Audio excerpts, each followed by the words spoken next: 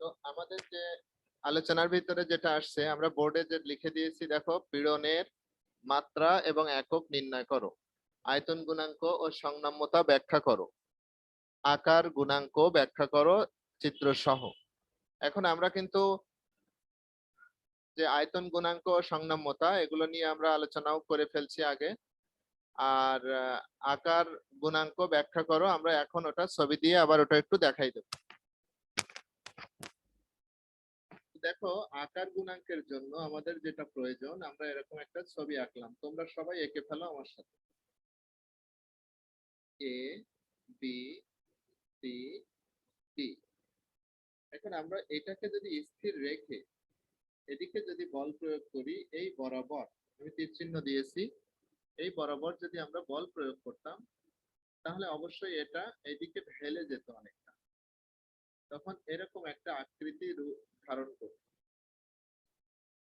অর্থাৎ এটাকে আমরা ডি ড্যাশ বলতে পারি, এটাকে আমরা সি ড্যাশ বলতে পারি। থিটা কোণে কাত হয়ে যেত। স্যার আরেকবার বলেন। যদি আমরা এ এবং বি এই প্রান্তকে স্থির রেখে সিডি প্রান্তকে যদি এই বরাবর অর্থাৎ এইভাবে যদি টানতাম আমি, তাহলে কি হতো, এই মাথাটা আগের অবস্থান থেকে সরে এসে এই অবস্থানে আসতো, আর এটা সরে এরকম চলে যেত। ফলে একটা ব্যবর্তন, মানে এখানে একটা কোণ তৈরি করতো, অ্যাঙ্গেল তৈরি হতো। যদি এইটুকু সরণ অর্থাৎ সি সি ড্যাশ, এখান থেকে আমরা লিখতে পারি যে সি সি ড্যাশ অর্থাৎ সি সি ড্যাশ সমান যদি এক্স ধরি, আর যদি এই বর্গের যে দৈর্ঘ্য ছিল অর্থাৎ বিসি, এটা যদি এল হয়, তবে আকার গুণাঙ্ক হবে আকার গুণাঙ্ক সমান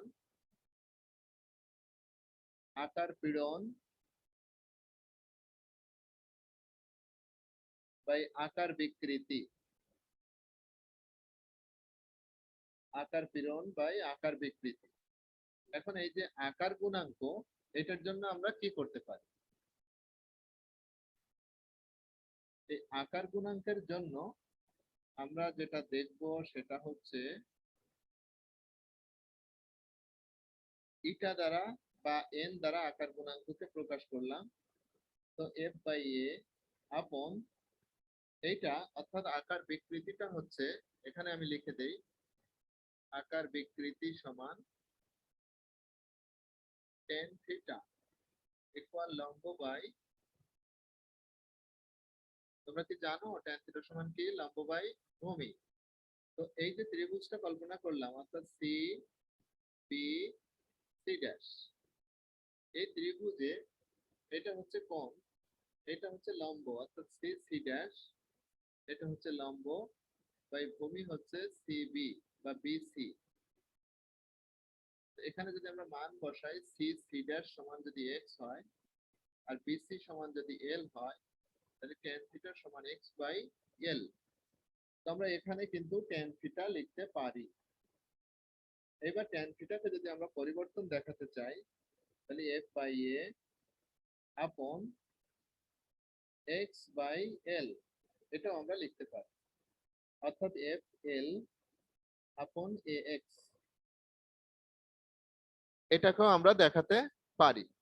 আবার এফ বাই এ মানে কিন্তু পি, এফ বাই এ এটা মানে হচ্ছে আমাদের পি। তো এখান থেকে যদি আরেকটু অন্যভাবে যেতে হয়,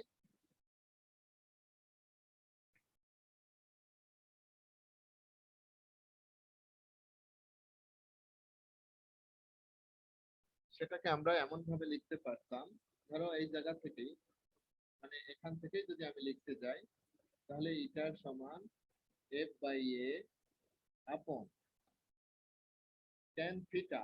এখন থিটা যদি খুব ছোট হয়, থিটা খুব ছোট হলে tan থিটা সমান থিটা লেখা যায় তাহলে এখানে আমরা tan থিটার পরিবর্তে থিটা লিখতে পারি। অর্থাৎ এখান থেকে রাশিটা দাঁড়ায় তখন f বাই a থিটা, অর্থাৎ f মানে p বাই থিটা, থিটা সমান বা n সমান, এটাও কিন্তু আমরা লিখতে পারি।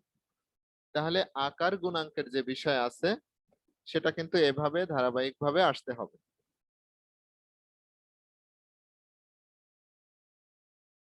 আমার মনে হয় প্রতিভা তুমি বুঝতে পারছো? স্যার, ওই যে পরে যে উপরে যে 2 লাইন লিখছেন না, এটা সমান ওইটা কি হচ্ছে ওই এফএল বাই এএক্স এর পরেই লিখবো?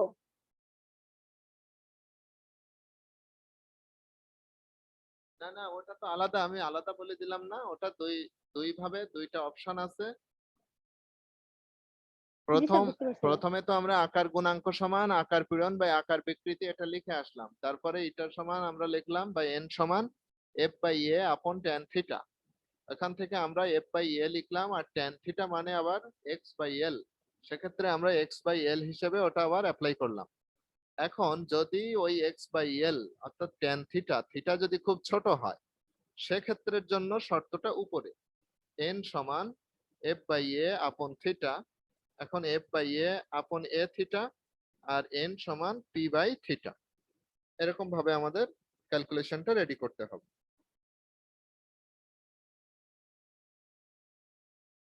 বুঝতে পারছেন তো? জি স্যার। আল ইমরান তুমি বুঝতে পারছো? জি স্যার, বুঝতে পারছি। উঠাই নিছো সবাই খাতায়? জি স্যার। আচ্ছা, তো আমরা এখন একটা অঙ্ক তোমরা একটু করো দেখি, আমি বলি, তোমরা লিখে নাও সবাই।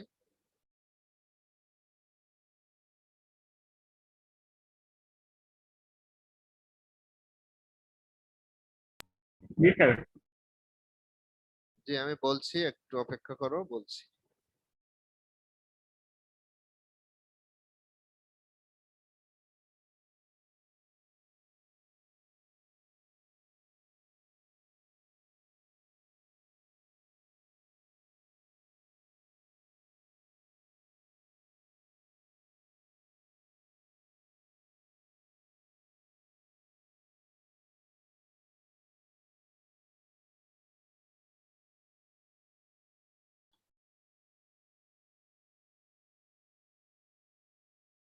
লেখেন,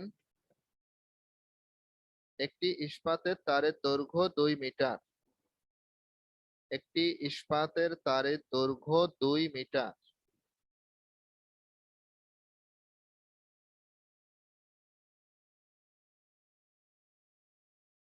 প্রস্থচ্ছেদের ক্ষেত্রফল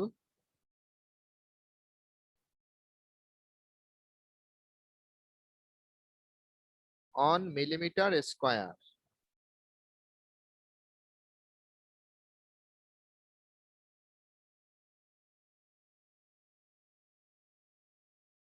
তারটির প্রান্তে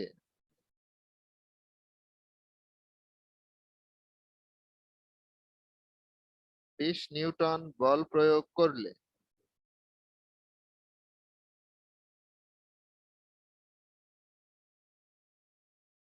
এর দৈর্ঘ্য বৃদ্ধি নির্ণয় করো। তারটির প্রান্তে 20 নিউটন বল প্রয়োগ করলে এর দৈর্ঘ্য বৃদ্ধি নির্ণয় করো। যেখানে y সমান 2 × 10⁻11 নিউটন পার মিটার স্কয়ার। যেখানে y সমান 2 × 10⁻11 newton per metre square.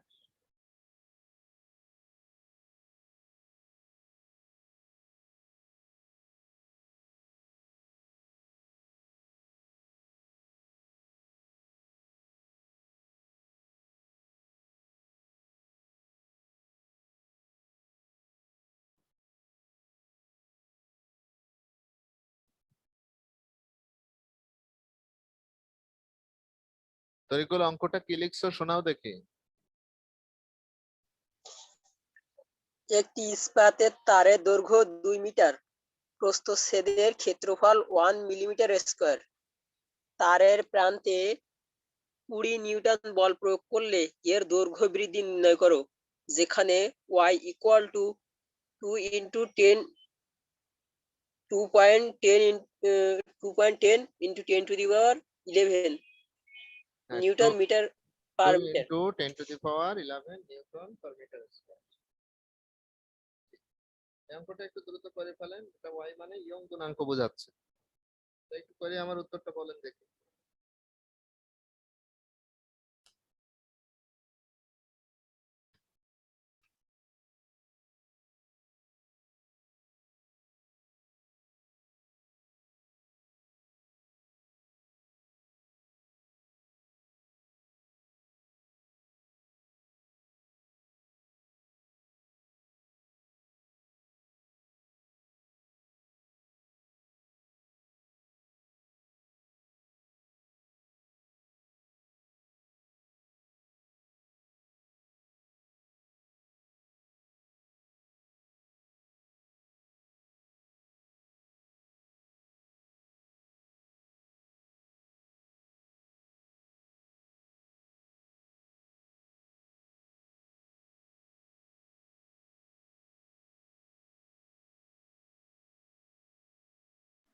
Sir, 2 into 10 to the power minus 10.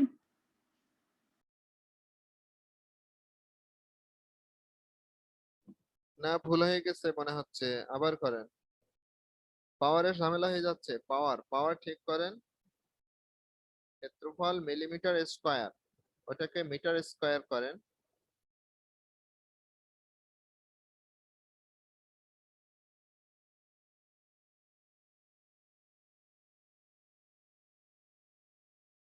Sir জি বলেন। স্যার ওটা কি 2 into 10 to the power minus 14? না, ভুল হয়ে গেছে, আবার ঠিক করেন।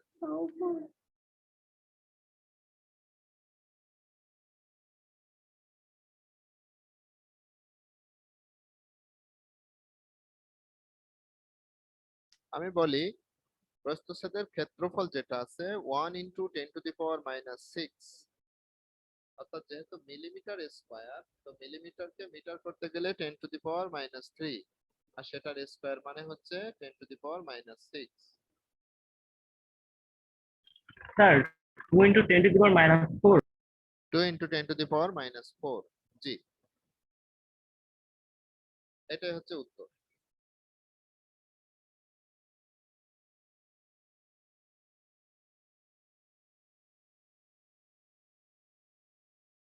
আচ্ছা, পড়াটা একটু আগে ভাগে দিয়ে দিচ্ছি, কারণ ওই আবার নেটওয়ার্ক যদি চলে যায় ঝামেলা হবে। পড়াটা একটু লিখে নেন আপনারা আগে, তারপরে আমরা আবার বাকি কাজ করছি। পড়াটা হচ্ছে উদাহরণের 1 থেকে 4 দাগ পর্যন্ত অঙ্ক। উদাহরণের 1 থেকে 4 আর অনুশীলনীর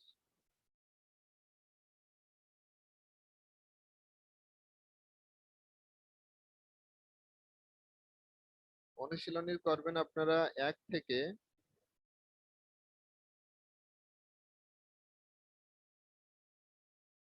9 দাগ পর্যন্ত অঙ্ক।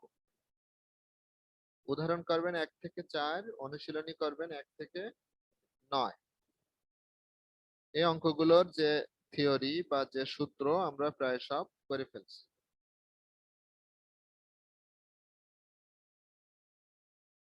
ঠিক আছে?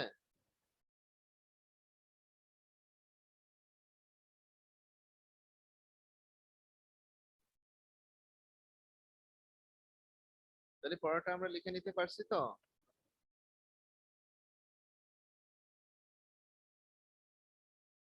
Yes, sir. জি স্যার। এর পরবর্তী টপিক, বই খোলেন একটু সবাই। পরবর্তী টপিকটা দেখেন, পয়সনস রেশিও। পয়সনস রেশিও অর্থাৎ পয়সনের অনুপাত। পয়সন একজন বিজ্ঞানী ছিল।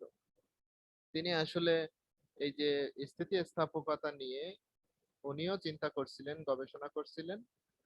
করে কিছুটা উনি একটা তারের উপর কিভাবে তার প্রসারণ এবং কিভাবে সেটা সরু হয়ে যায়, সংকোচন হয়, প্রস্থচ্ছেদ যখনই দৈর্ঘ্য বেড়ে যায় সাথে সাথে প্রস্থচ্ছেদও সংকুচিত হয়ে আসে, এই বিষয় নিয়ে উনি চিন্তা ভাবনা করছিলেন। তো হুক যেটা বিবেচনা করছিল, হুকের সূত্র যেটা ছিল সেটা ছিল স্থিতিস্থাপক সীমার ভিতর বস্তুর পীড়ন এর বিকৃতির সমানুপাতিক।